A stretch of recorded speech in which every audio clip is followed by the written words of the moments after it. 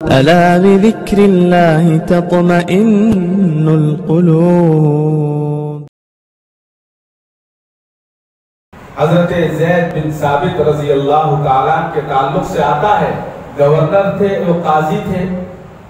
ایک شخص نے حضرت عمر فاروق رضی اللہ تعالیٰ کے خلاف مقدمہ کر دیا، مقدمہ قائم کر دیا کہ امیر المومنین سے میرا اس معاملے میں کوئی معاملہ ہے، آپ معاملہ کریں، آپ فیصلہ کر دیں۔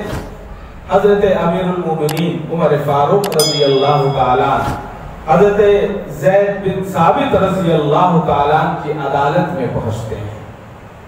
جب عدالت میں پہنچے تو قاضی شہر زید بن ثابت رضی اللہ تعالیٰ امیر المومنین کے اکرام میں کھڑے ہو گئے۔ کھڑے ہو کر آپ نے آپ کا استقبال کیا، امیر المومنین دیکھتے رہے۔ اس کے بعد وہ شخص بھی آیا جو مدعی تھا، جس نے آپ پر مقدمہ قائم کیا تھا۔ تو حضرت زید بن ثابت بیٹھے رہے۔ تو حضرت عمر فاروق نے کہا کہ مقدمہ تو بعد میں ہوگا، پہلا میرا مقدمہ سن لے، پہلا میری بات سنیں۔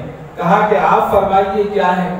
کہا کہ زید بن ثابت میں نے دیکھا جب میں آیا تو تم نے کھڑے ہو کر میرا استقبال کیا، جبکہ میں ایک مجرم کی حیثیت سے آیا ہوں، ابھی میرے اوپر فیصلہ صادر نہیں ہوا ہے، لیکن آپ نے مقدمہ میرے اوپر قائم کیا اور مجھے بلایا تو میں آیا، لیکن جب میں آیا تو تم نے کھڑے ہو کر میرا استقبال کیا، اور جب میرا مدعی میرے اوپر مقدمہ کرنے والا آپ کی عدالت میں آتا ہے تو آپ بیٹھے رہتے ہیں، آپ کھڑے نہیں ہوتے۔ آپ نے انصاف نہیں کیا۔ جب آپ شروع میں ہی انصاف نہیں کر رہے ہیں تو آئندہ آپ کیا انصاف کریں گے؟ میرا حکم یہ ہے کہ میں آپ کو قاضی کے عہدے سے معزول کرتا ہوں۔